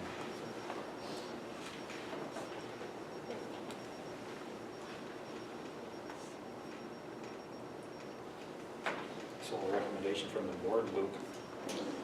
I think bring us back a budget in May with some recommendations, I guess, if we have to go down that path. Okay. Unless the board is in a position to make a recommendation tonight. I mean, I don't know, do we need to make a motion as a board, make a recommendation that gets voted on, or? I don't know, not really for an action item. In May, you would probably want to take some formal action at that point. This is more information and discussion, and we would like to kind of get we're going to move forward with posting our position in hiring, unless I got a clear indication that the board was just not comfortable with that. But we have not had any direction from the board to reduce staffing at this point, so we're going to carry on. Any staff that is approved comes through the board for final approval, so even if in May you say, we do want to exercise that right, we do want to not approve a candidate and use attrition to reduce staffing, you'll have that opportunity, but we also don't want to lose time in the process, and so I'm getting a sense from the board that we need some strategies on the table to react to, and that might help drive some decision making, and you'll have all the decisions in front of you yet in a couple weeks. Was last year the first year, Luke, that you brought a budget that was not balanced? Mm-hmm. Yeah, that's So the that- first time. Talking about the 140,000. So the board last year said, unacceptable, we need a balanced budget. All right. My hope was that through savings throughout the year, that we would be able to recapture that 140 just by really tightening our belt in all of our expenditures as we went forward, not knowing the climate of the winter and so forth. The board disagreed and said, we want it balanced. So we took it out of certain places strategically where we felt if we had a little bit of wiggle room, we would tighten it even tighter yet. At the end of this fiscal year, we still have almost a quarter of it to go. We're in April, we got May, June left, April, May, June left. We can then talk about the fiscal year end, and I would anticipate that there's not, typically we put money into what's called Fund 46, which is a long-term capital fund that allows us to plan down the road for bigger ticket items that might be emerging. We have, I think, 3 more years before we can use that fund, but at the end of the year, we can put any extra dollars that went unspent into that fund. And we've typically been anywhere from $75,000 to $150,000 of money goes in there annually. I'm not so sure we'll be able to contribute to that fund this year, but that's a wait and see.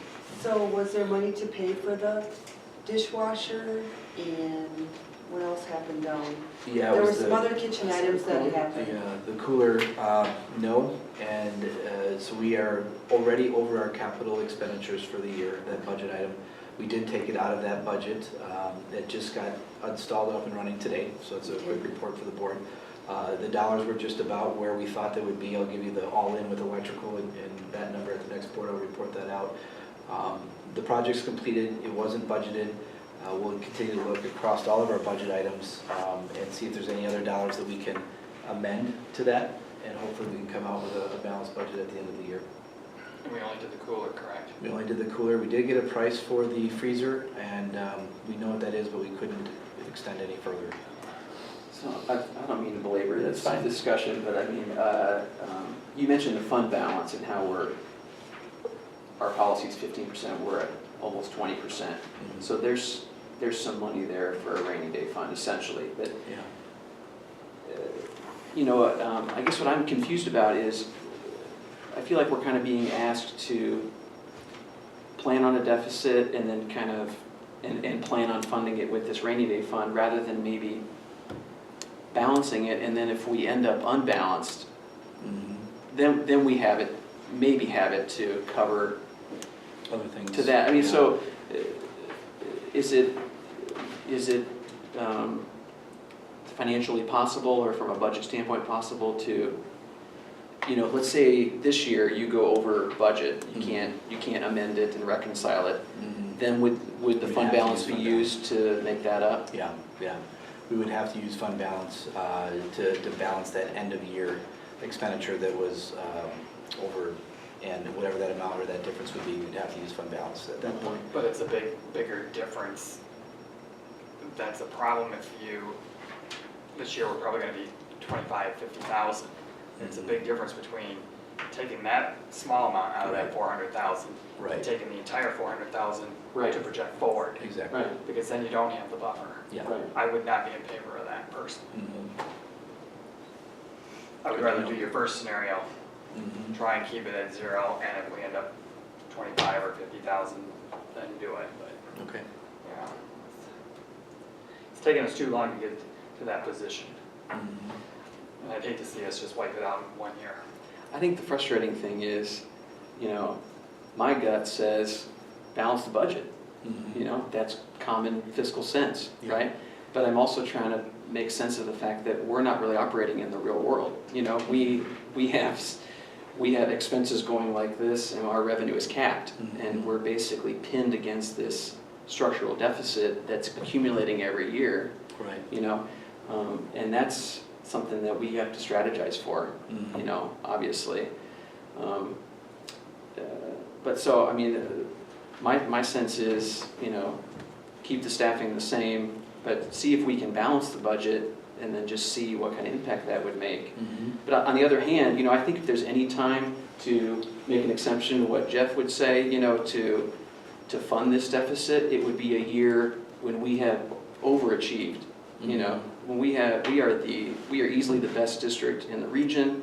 We're number 2 in the state. I think, you know, I think the school should be rewarded for that. And if we're gonna give ourselves a, you know, a bonus, you know, it should be this year, you know, for that kind of achievement. But that said, you know, maybe we can find some kind of middle road where we're not spending the whole rainy day fund, or, you know, because it doesn't make me comfortable to go all the way down to, you know, the edge of our policy limit either, Mhm. to where we have no flexibility, you know, with a rainy day fund, Yeah, right? fully understand, yep. And I think it's important, if we're gonna have Luke bring back a balanced budget, Yeah, that solves us for this year, but we're gonna carry this deficit forward, and we probably also need to start looking at throughout the fiscal year, long-term solutions for the present. Because a year from now, we're gonna have CPI, there's a chance we're gonna have flat revenue. Things are gonna cost more, and we're gonna be having this same conversation, and eventually Luke's pencil is gonna run out of lead, and it's gonna be our strategies that lead to us being able to balance. So that's something to consider, maybe even now, what we can come up with or do, or what action we can take to aid the process, or consider what we may be thinking of for the next fiscal budget, to aid that process before we get to, you know, mid-April, and we're trying to cut $350,000. So just something to keep in mind as we're digging through these numbers. that seems like a big and important discussion. But when do you think the best time would be to have that? Besides tonight? Well, May is when we plan to finalize this budget, that'd probably Yeah, be it'll the be appropriate time I think it's gonna be an ongoing conversation, you know, about what's the longer term strategy. You know, can we keep doing 150s and 3 and 450s and 5, you know, at some point, Right. something's gotta give. So we've got kind of a two-prong approach here. We've got to get a preliminary budget for next year in place, but talk about some longer-term strategy. We have a little bit more time in July and August when it's a little bit down in the summer months to be able to maybe have some deeper conversations around that. But ultimately, there needs to be a strategy, you're right, because this will continue to reproduce itself. And to kind of wrap this discussion up, we're right where you're at. We get every pain point that you're talking about and thinking about, because we're thinking about it as well. If there were a quick, easy solution, we would have already offered it, but it's going to start to have to make some choices, and we'll do it together. You know, we'll let you know, here's our best thinking on it, and you can either tolerate that or not, depending on what you feel is the right thing for our school district, and we'll work it through a process. And also the winnowing of the state, just, you know, what happens the next biennium with their budget. Yeah. Because that will directly affect whatever projections you think you've come up with. Correct. So,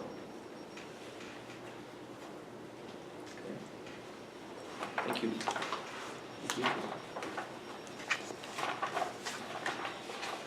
Next item on the agenda is to go into closed session to discuss contract and evaluation of candidates for the Director of Special Education position, and then come back into open session and act on that.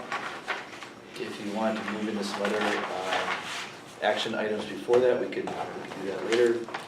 I had scheduled to go into closed session and come back out into open for action. So no action on the budget.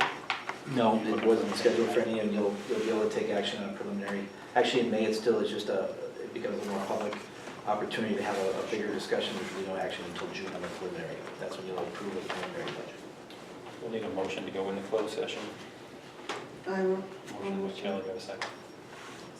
Second by Jeff. This would be for 1985 1B, consideration of employment, promotion, and compensation. We should do a roll call on that.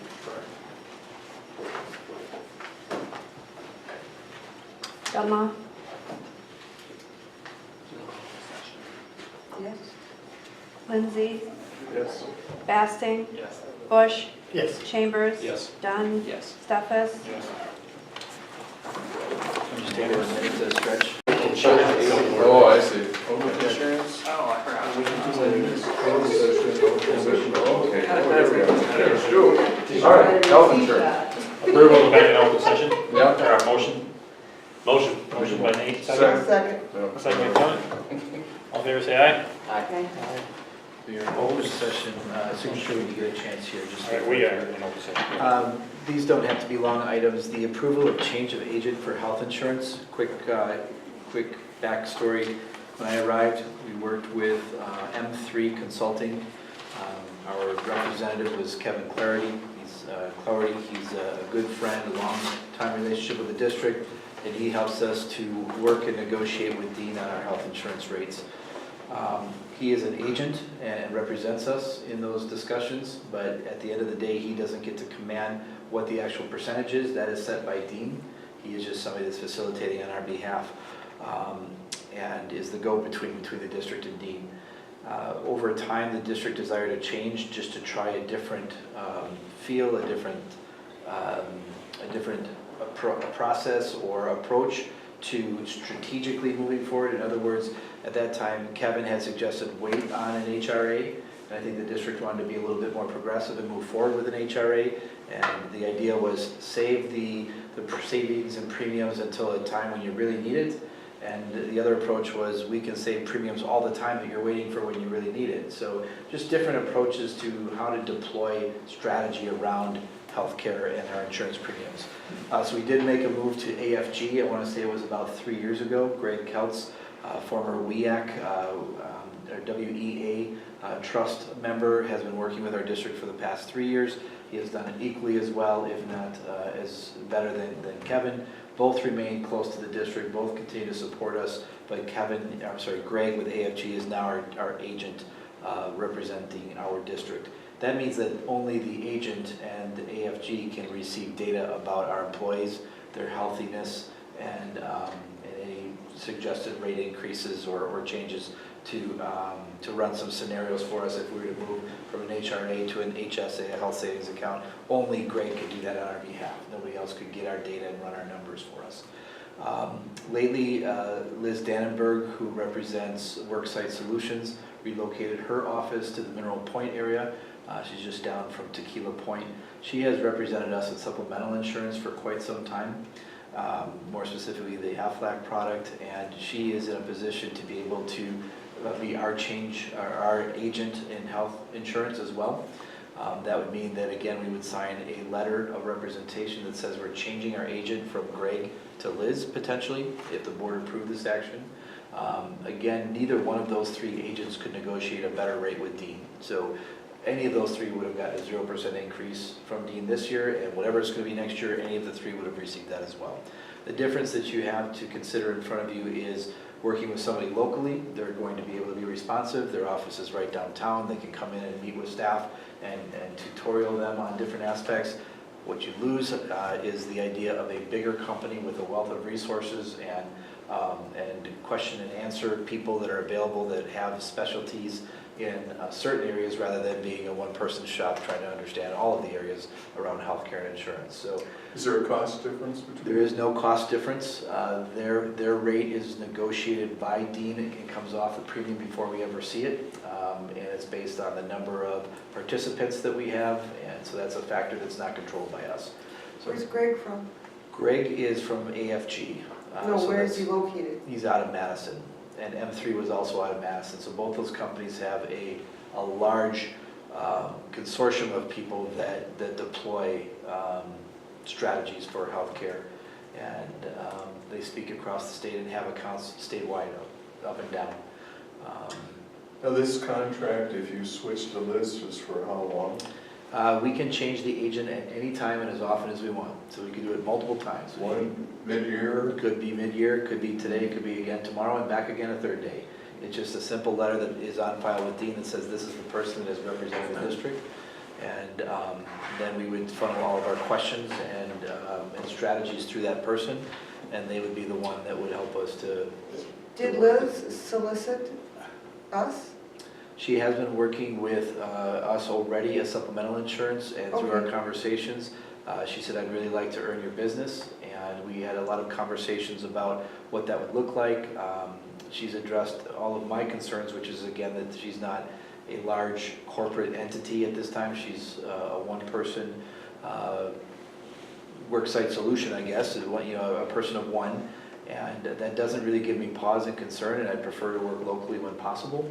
It gives her an opportunity to earn our business. I cautioned her that as a staff, we're the second largest employer in the district, and if she can't do right by us, it could be really harmful for her business because we're connected in so many different ways to everybody else that might be working with her in accounts. She's going in full eyes open that she needs to work hard to make sure that this goes well.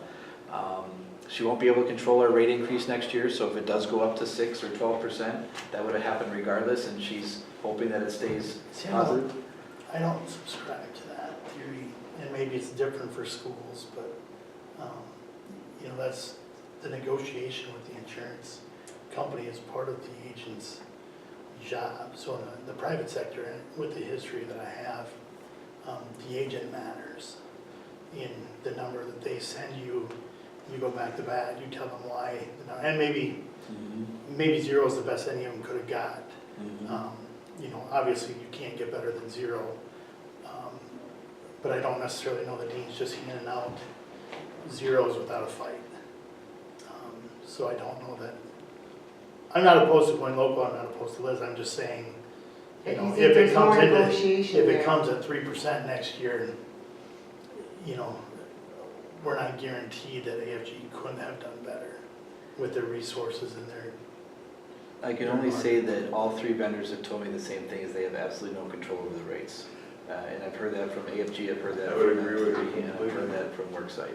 I've never I don't know how it works on the back end because I'm not part of that, but I have heard that consistently, so that's all I can share. And what's the point in having one? It's a good question. I don't know if I could negotiate directly with Dean or not. I mean, that's just never heard of in the education world. Don't they help them with claims and trying to make sure, this is a covered service? Yeah, there certainly is a lot of that. The other piece that's pretty big right now is the 1095s, which we have to generate for employees with regards to proof of insurance and They so handle forth. that. And they handle all of that. Marcia's continuously They- answering them questions. they do and so forth. ESRs too. Yeah. Okay.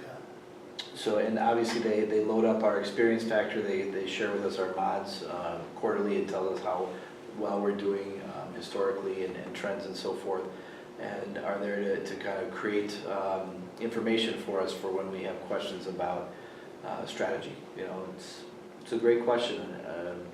Most every company I know, or most every district I know, is either under the umbrella of AFG or M3. It's just the industry standard for schools.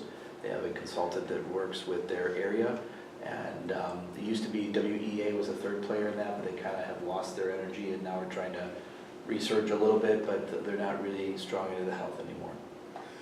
Andy, to your point about negotiating fee increases, it's usually when you've got a huge population and you're bidding one insurance company versus the other, like group health versus, I mean, that's not a fair comparison, but group health to Dean or Unity versus Dean, there you can, Yeah, and that's my experience is, that's where you because can we've definitely. had a rate from Dean Yeah. and so So they're gonna you've quote had- something else. Yeah. and- Yeah, if you get them to quote different insurance companies' rates, then you can.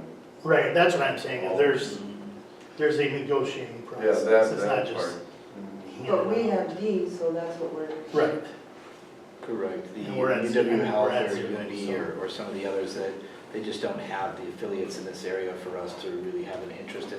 We did do that exercise at one time. There's certainly some savings, but we were traveling and just the staff was not interested in looking at walking away from clinics in our backyard to travel to a clinic to get a better rate. It just wasn't. and I'm not advocating for that. I I'm just hear that. looking for the benefit if they're all handed the same Mhm. rate that we would be handed what, if we're paying part of the premium to them, but if they're doing ESRs I and did talk. 1095s and I did talk with Marcia.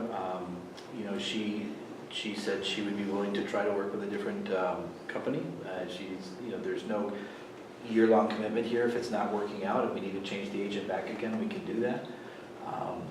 So she's willing to try and supports local businesses and vendors. And, you know, I have not had a conversation with Greg about this because I wanted to get the board's perspective.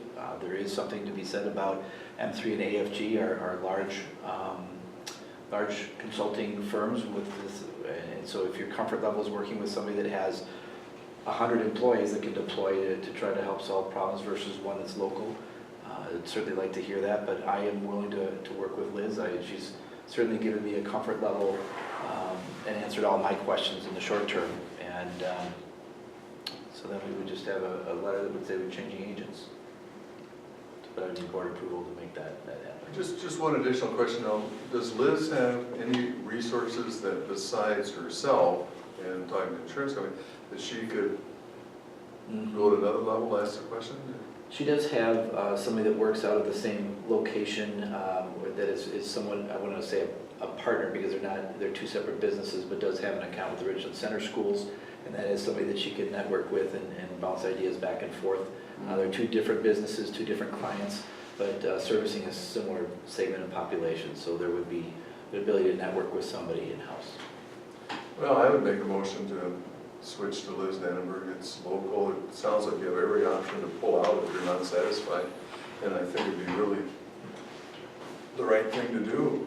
So I'd make a motion that we, Are fees comparable?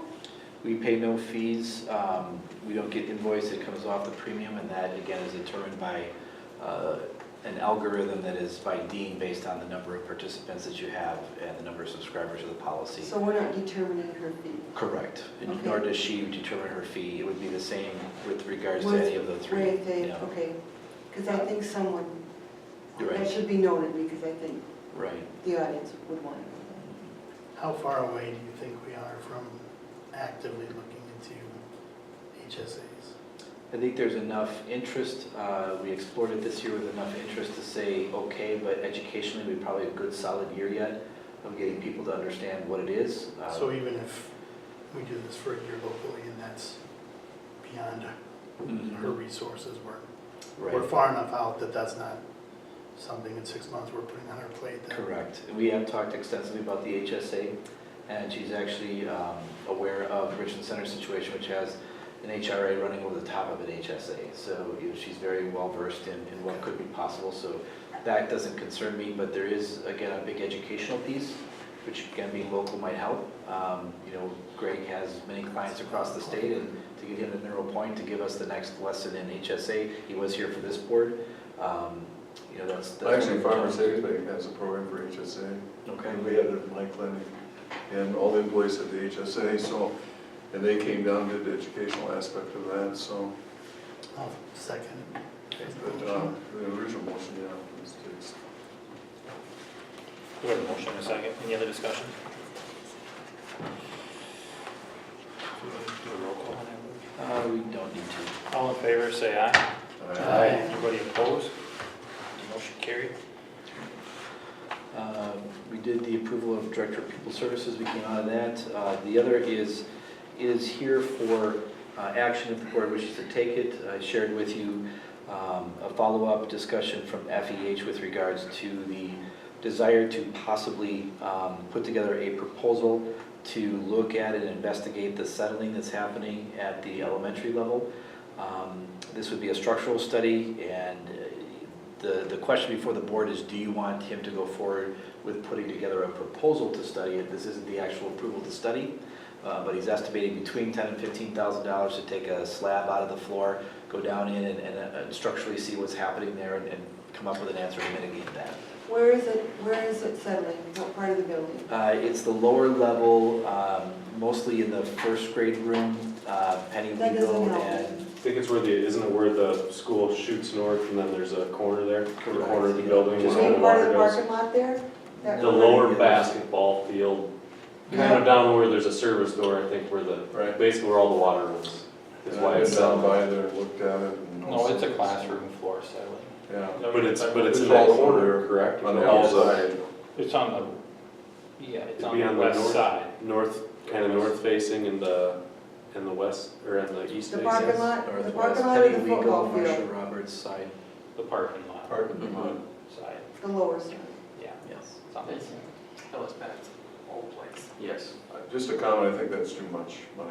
I just think that's really a Well, very, very high. How did this come about? I mean, why all of a sudden this has never been brought up before? When we were going through the process of elementary school committee, Roger had shared and displayed to FEH, Christy and Kevin, the settling crack that was in a newly retiled area of the floor. It's again the first grade classrooms, northwest side, 2 floors. The crack runs the stretch of 2 classrooms and then up the walls on either side. And when he pushed that out, pointed that out, FEH was under the understanding initially that the school had stopped settling because Roger had done some work with a firm prior to my arrival, down the wall in the hallway where the old settling was, and it hadn't moved.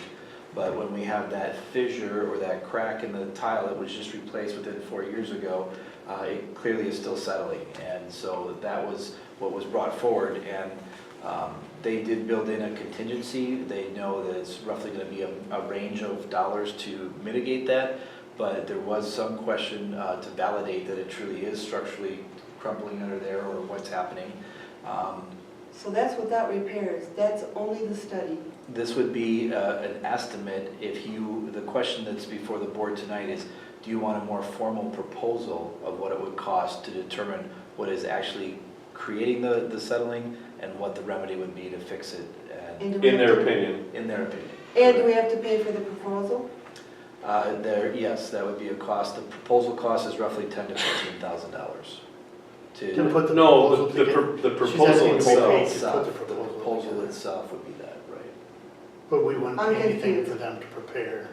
They're, The yeah, proposal. they're estimating a cost and gonna give us an estimate. So the Yeah, I'm proposal. sorry if I'm confusing you. They would create a proposal to go in and do this work, and the work would be to ascertain what's really going on there. And would they list what they're going to do? They would And who's list, going to do it? yeah, in the proposal, they would do that, yeah. And then they would offer in a report the remedy to fix that particular problem at a certain cost. But it doesn't cost us anything to have them do.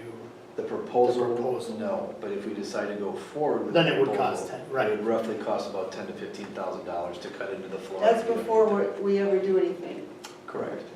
Here's my thoughts on this. They don't need to dig up the inside floor for it. All the water is coming from the outside.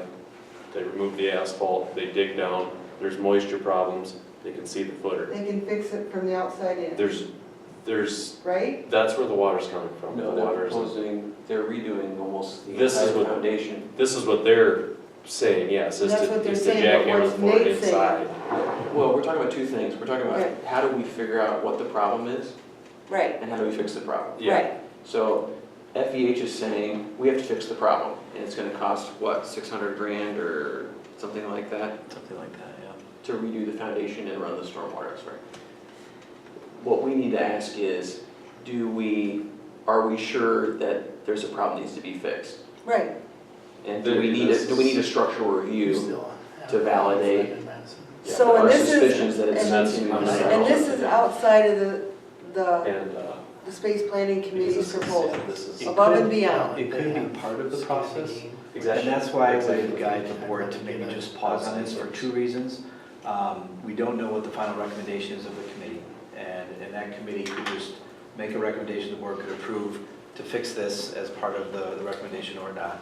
But if we did go forward with fixing it or doing a remodel or adding on, this could be built into that project as part of the investigation in preparation for the remediation, rather than paying for this outside. Kevin was very clear to say that he's not a structural engineer. He is in Iowa, but not in Wisconsin. And so he can pretty much tell you what it is, but if you really want to know, then you've got to have somebody with a structural engineer come in and do that investigation. So Oh, what, yeah, Amy. what they're proposing is, Nope, I get that. Nate, I was gonna ask Nate, you're saying that we don't have to In figure my out, opinion. in your opinion, In my opinion, because Right. the we know where the water's coming from. we know where the water's coming It's from. coming from downhill and draining right into that corner. Right, So, but aren't we talking about the opposite side of the building? we're talking, no, it's the northwest corner, so it's the upper parking lot. It's not the lower parking lot, it's the upper parking lot side. Well, then we gotta be clear on what part of the building we're talking about, Yeah. because I'm under the assumption that we're on the other side. When you're walking down from the office down Main Hall, you're on the left side. Others- we're on the right side. The right side is settling. Well, there's a classroom on the left side that's There's issues there too? the floor. Okay, see, I haven't been in the classrooms. I was under the assumption it was the northwest corner. Isn't it like 2/3 of the foundation they're gonna redo? They're proposing to redo something like that? Yeah. I mean, it's not a small part of the ground floor. So I don't think we have enough information, Luke. The proposal is fine, because it's nothing. They're just gonna propose to us and tell us what they think and everything. So they'll need. Basically, that's their So- proposal. It's between 10 and Aaron, 15,000. how do you know how much they need to do? Because they put it in the design proposal. So, okay, of So the- they're of the just- remodel. right, And and the then, problem is, they said, we need to redo this foundation Right. because it's settling. And some people said, well, how do you know? You know, are you a structural engineer? And he said, well, no.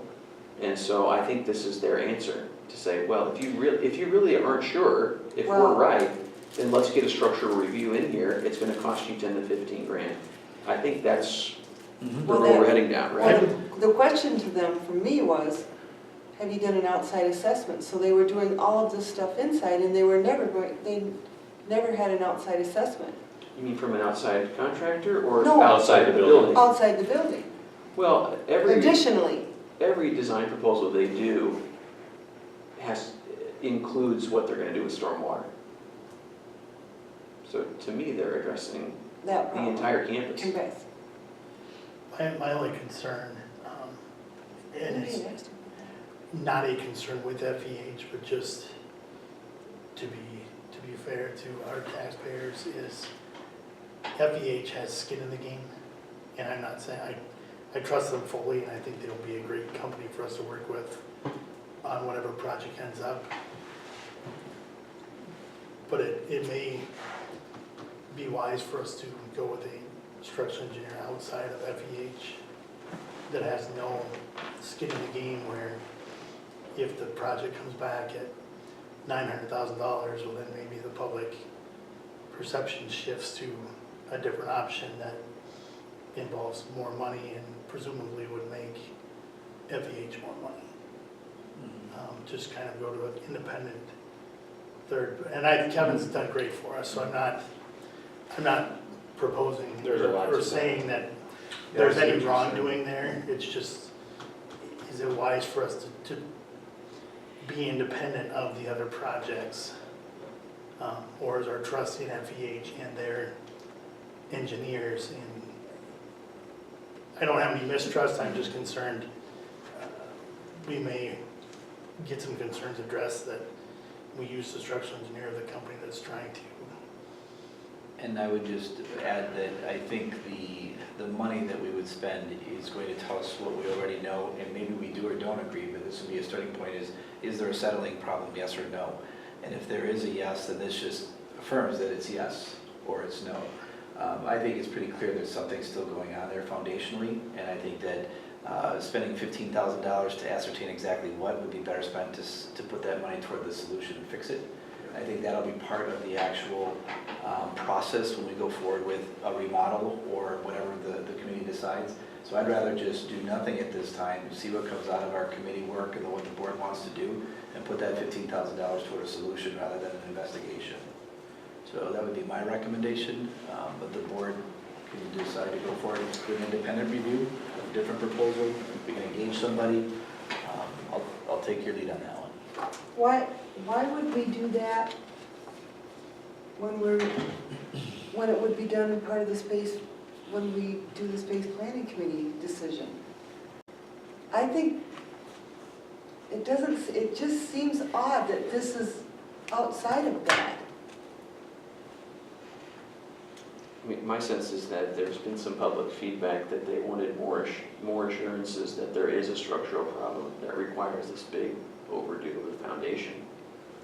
And so they're saying, well, why don't we add a structural review, which is going to cost this. That's where I'm at is. Now, what we're voting on tonight is a free proposal, right? Do you want them to go forward with the proposal? They're or is that- proposing to do a structural review that's going to cost 10 to 15 grand, is that right? Correct, yeah. And you're saying maybe it's just a waste of their time to even put together a proposal In my mind, at this it is, stage? yeah. I think so. It's already settling, it's still settling. I hear that. So I move that we, Take no action. We take I- no I'm- action. I think this is part of that other discussion when we start talking about the, No, I think that's right.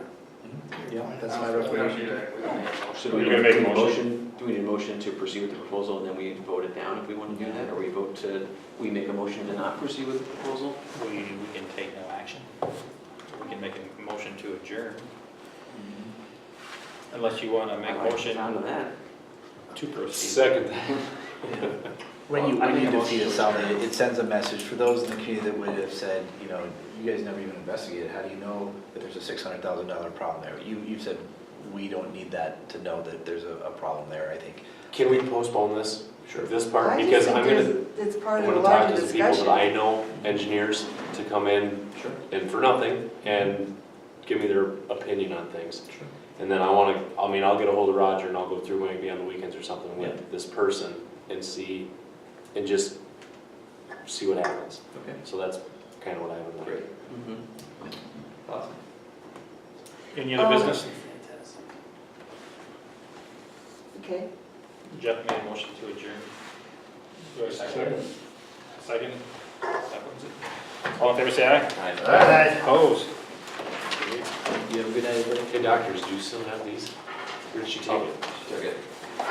She didn't take mine. She wants to scratch me out of here. That's right. Yeah. Not She official. didn't sign it. You're not official. I apologize. Well,